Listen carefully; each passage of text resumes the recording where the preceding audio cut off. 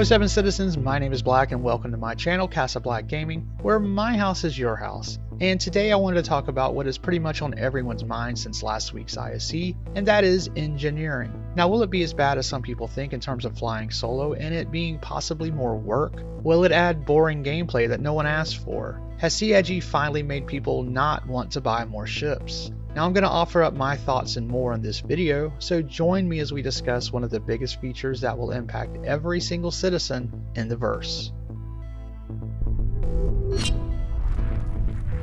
Now for those of you who missed out on last week's ISE on engineering, I suggest you go open up another tab and give that a watch.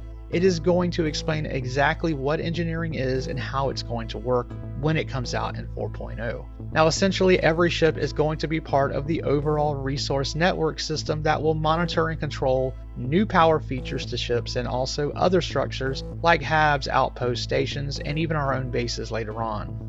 This system is going to allow components to power your ship, weapons, and also add life support, fire, component degradation, and so much more. It is not a new system that was suddenly added without anyone knowing or expecting it, but something that has long been promised by CIG since the beginning and will truly elevate our time on our ships and elsewhere by adding more realism to a degree and giving what many fans of Star Citizen have yearned for after watching some of our favorite sci-fi franchises that have had to deal with ship malfunctions or devastating consequences after you come under attack. It's just one more random element that will affect your time in Star Citizen, and I think for the better. Now for more details, like I said, watch last week's ISE or even last year's CitizenCon panel on engineering.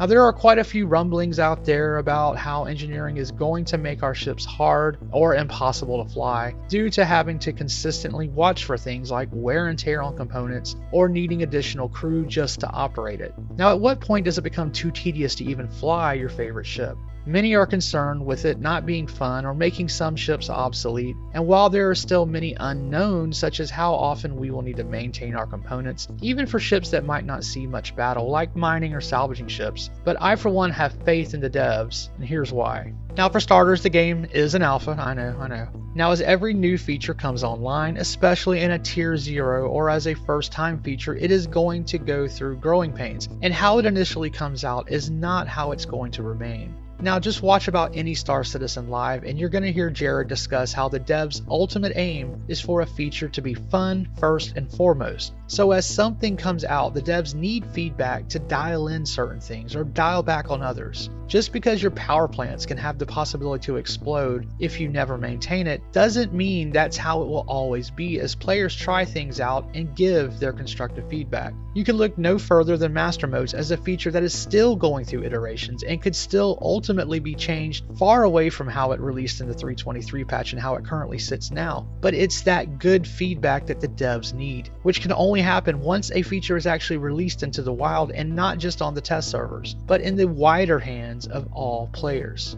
Ultimately, TLDR, the engineering we get in 4.0 is not the final product, so chip in with useful feedback and help make it the best that it can be.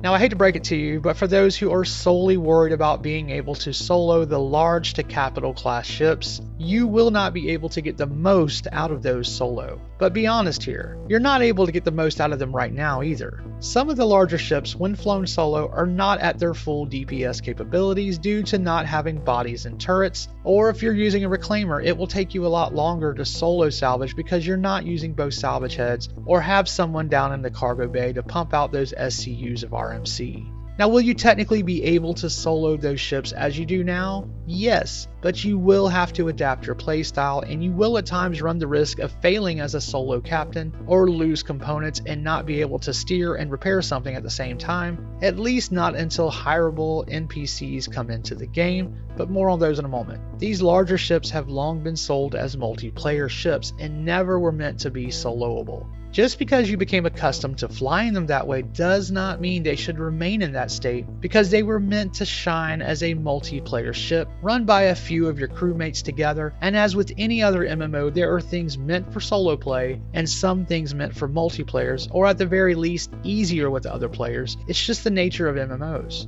Now, does this mean that some clever player will not be able to overcome some multiplayer obstacles and do things with their ship that others cannot? Now, I think there's a good chance of that gameplay type happening, and I'll come to that more in a moment.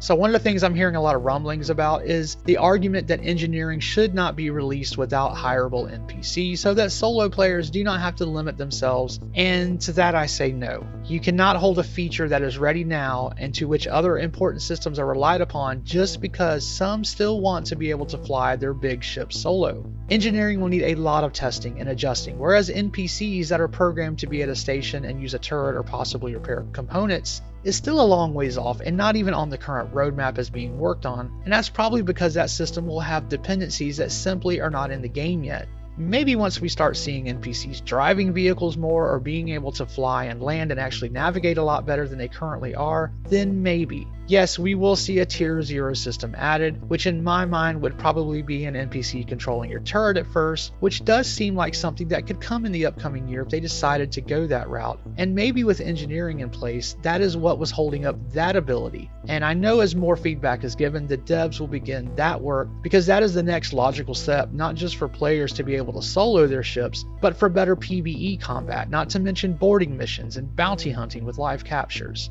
Ultimately, engineering does not need to wait for those things to come online and is actually the first step toward getting those things online. So for right now, it's up to us, the players, to fully test engineering with multiple players as it is now. Yes, it will be an inconvenience for some players until the NPCs arrive, but it's necessary.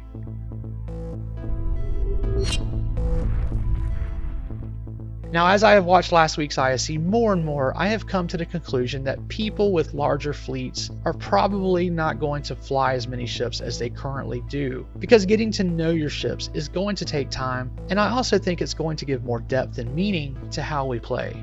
Let's use your traditional MMO as an example. Now, there are players who will only have a main character or class, so maybe you're a healer class or a warrior as your main. In those terms, you will learn that class backward and forward, and it will be the one you are most comfortable with. It's the class you're going to do more content with, whether that be PvE or PvP. It's your main raid character where you have all the best gear for, etc. Now, you might roll an alt and enjoy it, but overall, it's not your main. Nor is it where your best skills lie or the character you have been able to gear up is good. This is exactly how your ships are going to be, like a class. And in fact, many of them are split up into classes if you think about it, whether that be combat, mining, scouting, and the list is going to continue to grow as more features like hacking or exploring come online. For the first time, many players will get to truly know their ships, and as more variety in builds come up, we will see players who can get more out of their ship than someone else who might have the exact same ship.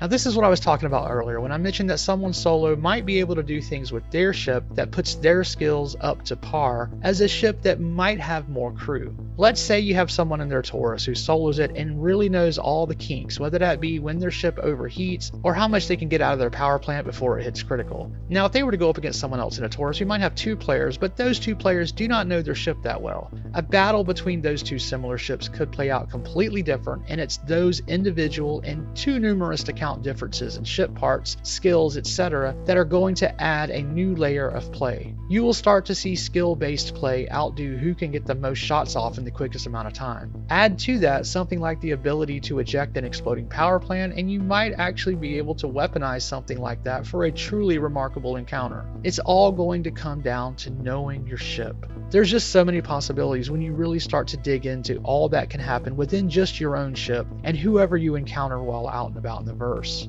If anything, I don't think it should be the solo players who are pissed about losing the ability to fly their large ships, but those who have limited time to play, because even doing something simple like a quick delivery mission could end up becoming such a huge ordeal that completely takes you out of whatever quick gameplay you could accomplish on a weeknight before bed, and you might end up going to bed late and paying for it the next morning because these engagements are going to become more exciting and harder to step away from, especially as you become more invested in not only your ship and its components, but your cargo, missions, or your reputation. Another party here who might not end up happy is actually CIG themselves, as they see less people buying more ships and deciding that the ship they have works good and they don't want to go about trying to learn another one, or simply do not have the time to gear up another ship. I have played MMOs where I did not buy a new class that came out because I knew I did not have the bandwidth to learn it. The same is going to happen with Star Citizen. You will have people who do not feel that FOMO and who decide not to buy any more ships. Now, of course, CIG is already working on other avenues of revenue such as base building, cosmetics, etc., so fear not, funding will not be in jeopardy, but it will be interesting to see how it plays out and if the way we buy ships actually changes.